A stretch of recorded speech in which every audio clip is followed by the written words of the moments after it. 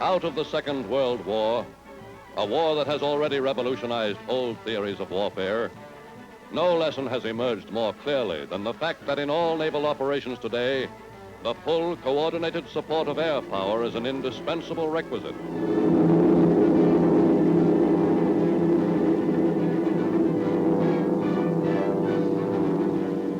At the Navy Department since 1921, the development of aviation as an integral part of power has been the function of the Bureau of Aeronautics.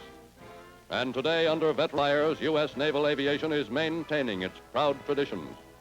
Year by year, every improvement in design has been incorporated into the construction of naval aircraft.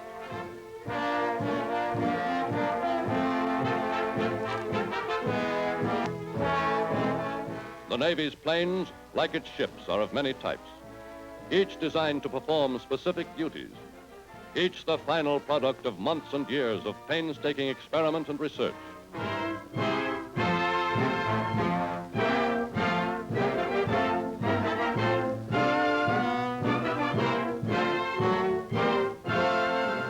To provide the manpower to fly and service its thousands of new planes, the Navy has doubled and trebled its schools for flight and ground training. For modern planes require a high degree of mechanical knowledge and technical skill, not only on the part of the pilot and flight crew, but also on the part of the ground crew, the men who are responsible for keeping planes constantly at the peak of their flying and fighting efficiency.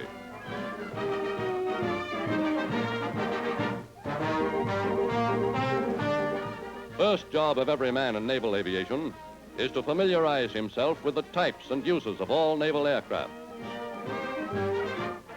Planes of the utility wing are sometimes called the Navy's nursemaids, or the workhorses of the flying fleet, for it is their duty to perform miscellaneous aerial services. The utility planes, adaptations of commercial models, are used to carry passengers, freight, and mail. They serve as ambulance planes, and they spot and help recover practice torpedoes.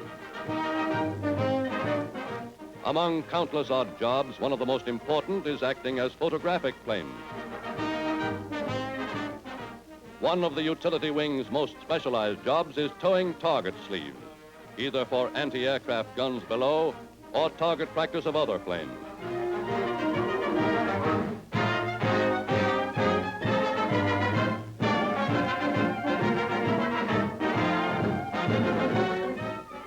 No easy routine job is tracking, acting as target for the training of anti-aircraft gun crews.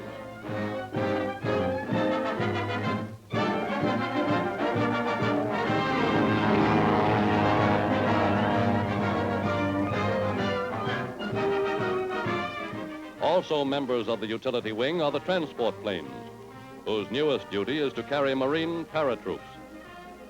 On the efficient performance of these planes may depend the success of an invasion. For these highly trained and specially equipped troops must be safely placed behind the enemy lines at an exactly specified time and place. At great air training stations spread over the continent, the Navy is today hard at work building up a force of 500,000 pilots, aerial gunners, and aviation mechanics, all needed to man the nation's vast new air armadas.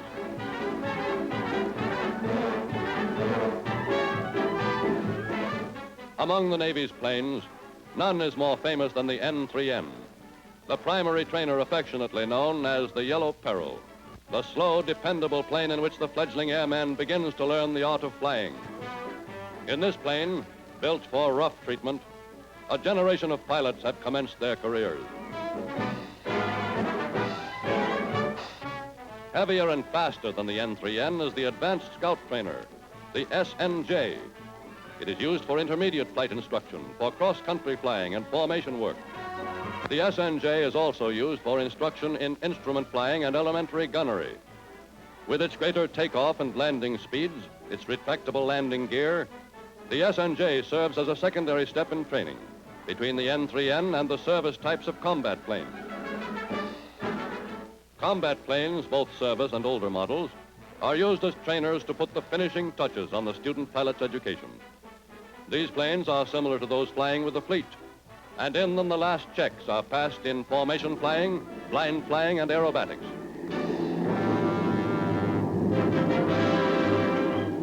Serving as home bases for naval aircraft and airmen are some 30 air stations, equipped with all the shore facilities needed to service and maintain a modern naval air force.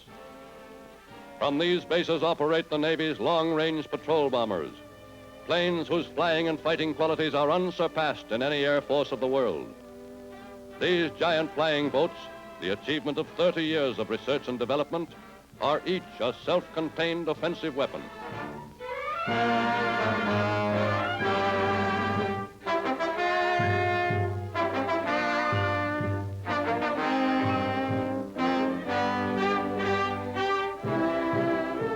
The four-motored PBs carry a crew of 10, are capable of flying to the remotest world outposts. To ensure efficient operation, the big boats require specially trained handling crews. For their great size and weight make every launching a feat of aviation seamanship. Primary function of the patrol bomber is long-range reconnaissance and attack. Able to cover great distances with a heavy bomb load and without refueling, the PBs can attack enemy units and scout enemy activity thousands of miles away.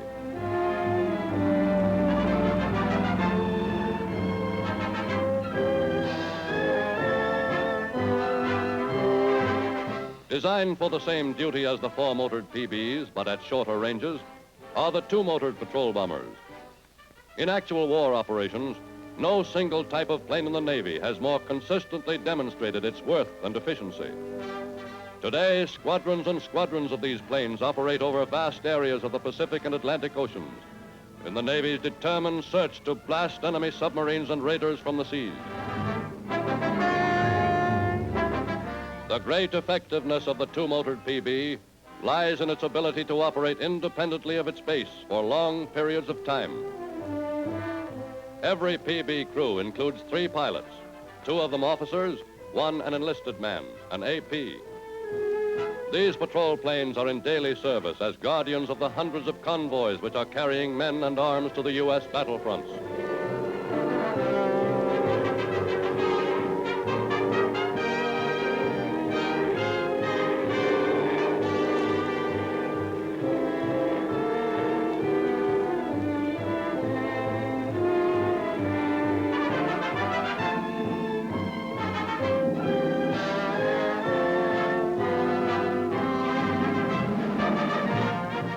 All the Navy's patrol bombers are organized into a command known as Patrol Wings, U.S. Fleet. Each wing is composed of 4 squadrons, each squadron of 12 planes. The crews of patrol bombers are carefully chosen and made up of specialists, pilots, navigators, radio men, engineers, and gunners. Sometimes for days on end, the big bomber is home for its crew.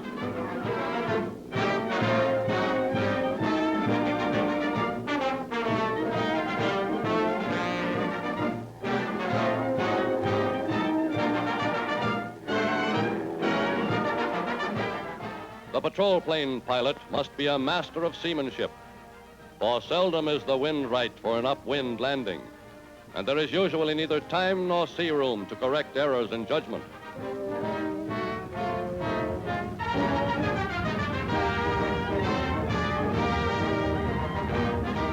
Once the landing has been made, the ground crew takes over the full responsibility for the safety of the giant sky dreadnought.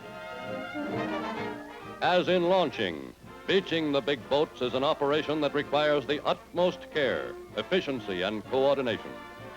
Here, one small mistake might easily mean the loss of a costly plane, a vital unit in today's war operations.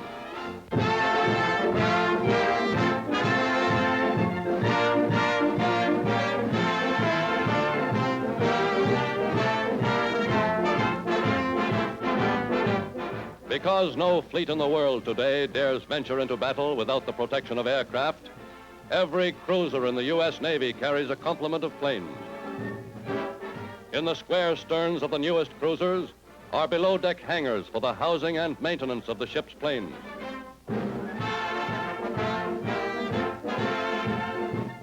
Swinging the plane onto the catapult in the shortest possible time is a job requiring the skill of expert plane handlers. And for this task, men are given special training. Little known, even among bluejackets, is the fact that the airplane catapult was invented and developed by the U.S. Navy.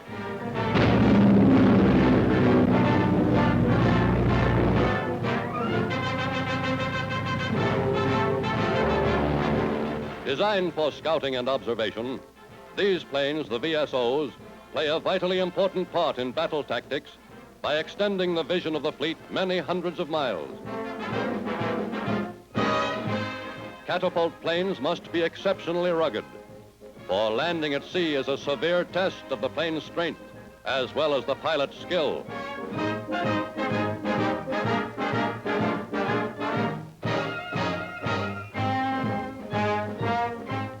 Landing in the slick created for it, the plane can be taken aboard within seconds in an operation requiring teamwork of the highest order.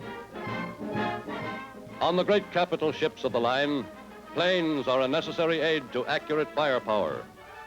The ship's planes, the VOSs, observation scouts, are sent aloft to spot and correct by radio the ship's fire.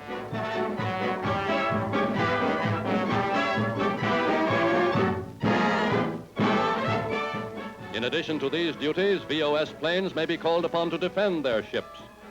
When equipped with depth charges and bombs, they are capable of offensive action against submarines and light surface forces.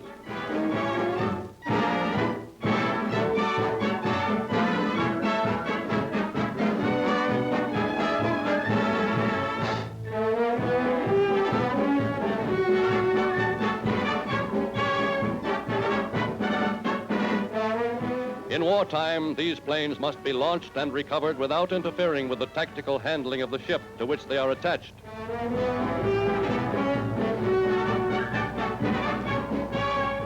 From the moment the returning plane comes within earshot, the mechanics listen to its engines for any sound of trouble. And before it is secured, they begin to put it in readiness.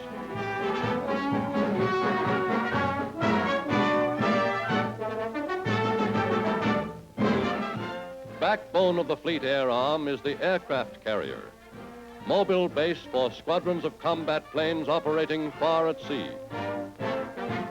Smallest and fastest of the carrier-based planes are the fast fighters, the VFs. Their primary mission is to seize and maintain control of the air over the battle area, to fight off and destroy attacking enemy planes. In addition, when carrying light fragmentation bombs, they can be used effectively against small surface craft. These highly maneuverable single-seaters take off with a minimum run, aided by special wing flaps and variable pitch propellers. To clear their slipstream from the flight deck, they bank sharply to one side after the takeoff. Each carrier has at least one VF squadron, composed of 18 fighters, for these are the fleet's first line of aerial offense. The modern fighter is equipped with leak-proof gas tanks and armor for the pilot's protection. And in their machine guns and cannon is concentrated formidable firepower.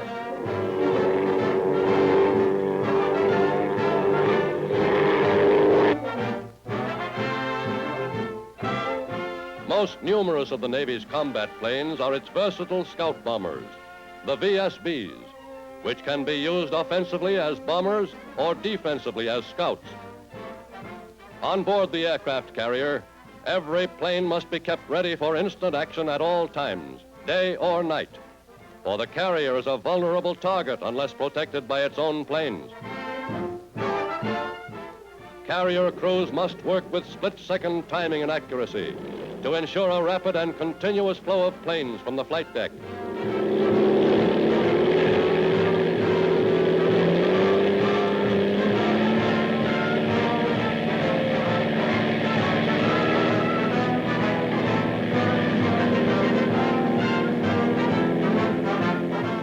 Chief requisites of scout bombers are high speed, a long cruising radius, and reliable radio equipment.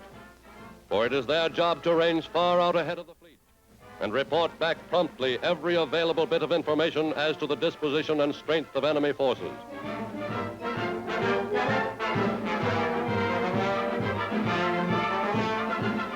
VSBs are specially adapted to a technique the U.S. Navy originated and perfected, the technique of dive bombing. Heaviest and deadliest of carrier-based planes is the VTB, the torpedo bomber.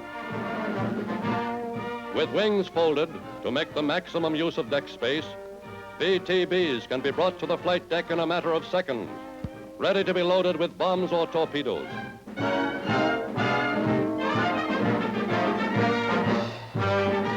The VTB's bomb rack can carry either 21-inch torpedoes or bombs weighing over 1,000 pounds.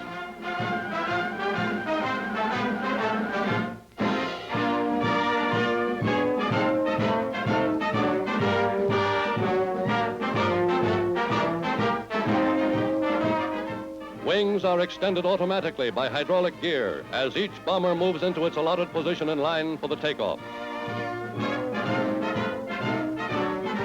So precisely organized are operations aboard the carrier that seconds measure the torpedo bomber's takeoff until the whole squadron is in the air.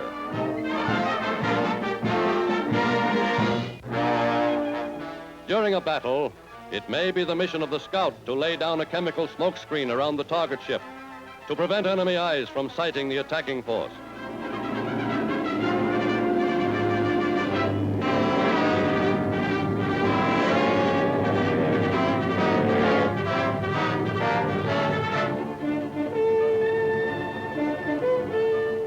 Coming up from behind the screen, unobserved, vast squadrons of torpedo bombers launch their attack before an effective defense can be organized. Teamwork is the keynote of an efficient torpedo squadron, for this kind of attack calls for precise coordination on the part of each plane's crew and precise formation tactics by the entire squadron.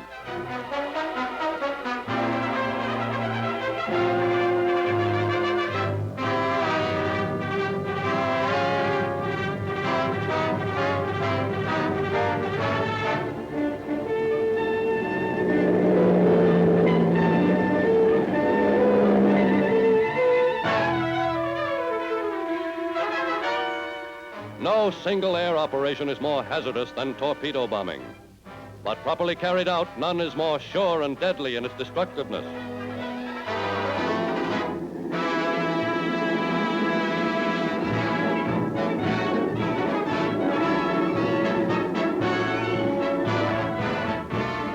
No less than the attack itself, the operation of landing calls for perfect coordination and timing.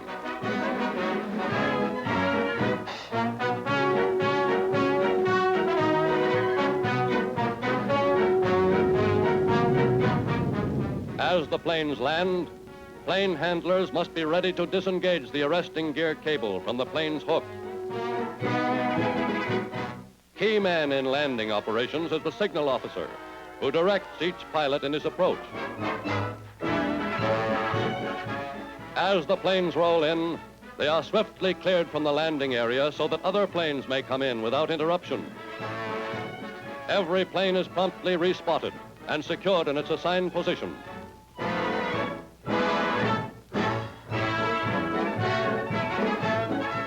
Now the plane captains, with their seconds and strikers, begin the important routine of checking and refueling. Upon you, men of the Navy, rests the responsibility of maintaining your planes, keeping them in instant readiness for battle. Your work begins at the moment the planes return, and upon your thoroughness and skill may depend not only the safety of plane and crew, but perhaps even victory in battle. Today, with our nation fighting the most crucial war in our history, you are a part of a mighty and growing Air Force whose strength is measured as much by your knowledge and ability as by the mechanical perfection and fighting power of each individual plane. You are going to man and maintain the utility planes, the VJs, the primary trainers, the N3Ns, the heavier and faster SNJs, the intermediate trainers, The four-motored patrol bombers, the PB-2s, largest of all naval aircraft. The PBs, two-motored patrol bombers. The cruiser and battleship-based VOSs and VSOs for scouting and observation. The VFs, fighters, used to win control of the air over the fleet. The torpedo bombers, VTBs, devastating in their attack. The VSBs, fast and versatile scout bombers.